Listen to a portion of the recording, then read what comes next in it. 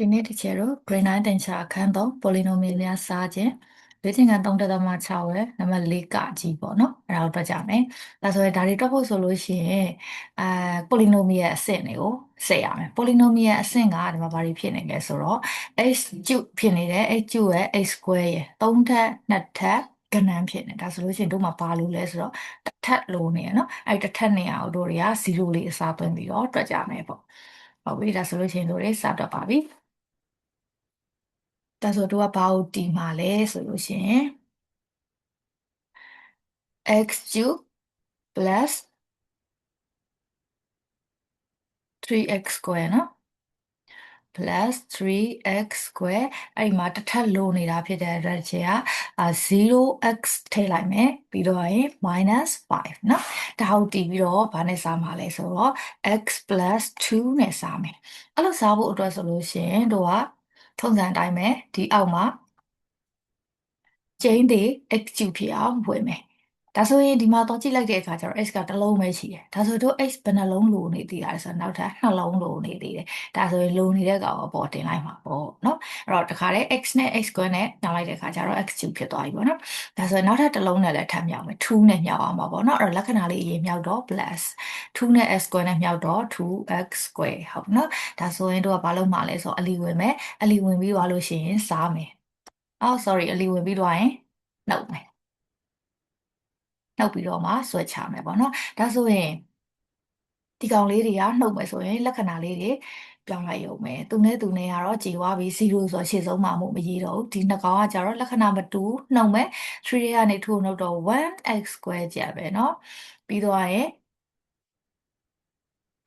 လက္ခဏာမတူရင်နှုတ်တယ်ကြီးတဲ့ကောင်ကလက္ခဏာတက်မယ်ဆိုတော့ plus ပေါ့နော်ဒါဆိုလို့ချင်းတို့ကဒီဘက်ကကောင်ကိုဆွဲချထားမယ်ဒီမှာနှလုံးနဲ့ရှိတာဖြစ်တဲ့အတွက်တို့ကဒီမှာကိတ်လုံးနှလုံးပဲဖြစ်အောင်ထားလိုက်မယ်เนาะဟိုဘက်ကကောင်ကိုဆွဲမချသေးဘူးပေါ့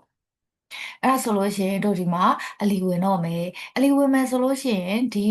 x square ကျိန်းသိဖြစ်အောင်လို့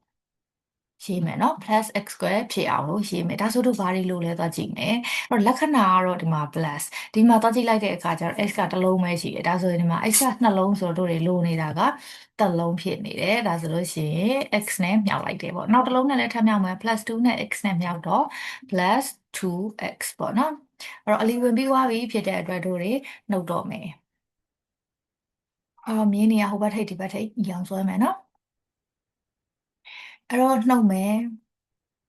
ဒီ plus ကို minus ဒီ plus ကို minus ဒါကတော့ကြေသွားတော့0ဖြစ်သွားပါပြီဒီမှာကျတော့ဗာရေးမှာလဲဆိုတော့minus ဖြစ်သွားပြီဘာမှ minus 2x တို့တွေမှာဒီမှာဆွဲချဖို့အတွက်ဘာလို့ရှိသေးတာလဲဆိုတော့ minus 5ရှိသေးတယ်เนาะအဲ့ဒီ minus 5ကလေးကိုဆွဲချပါမယ် minus 5ဒါဆိုလို့ရှိရင်တို့တွေအလီပြန်ဝင်ရတော့မယ်ဆွဲချပြီးသွားလို့ရှိရင်ဘာဖြစ်အောင်ကျင်းတွေဝင်มาလဲဆိုတော့ minus 2x ဖြစ်အောင်ကျင်းတွေဝင်မယ်ပေါ့ဒါဆိုတော့ဘာတွေလို့လဲပေါ့လက္ခဏာကတက်ကြည့်လိုက်တဲ့အခါကျတော့ minus လို့တယ်ပေါ့နော် minus တင်ရမယ်ဒီမှာ x ပဲရှိရဲဆိုတော့ 2x ဖြစ်အောင်ဆိုတော့2နဲ့မြောက်ရမယ်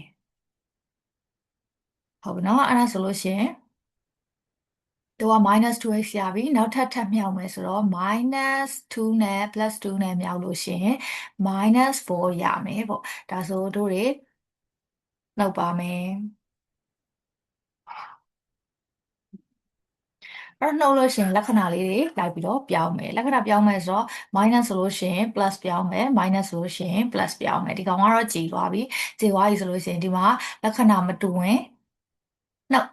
ဆိုတော့1ကြီးတဲ့ကောင်ကလက္ခဏာတက်ဆိုတော့ minus ကကြီးတယ်ဆိုတော့သူက minus 1ကျွင်ပါတယ်ပေါ့နော်ဒါဆိုလို့ရှိရင်တို့ရတဲ့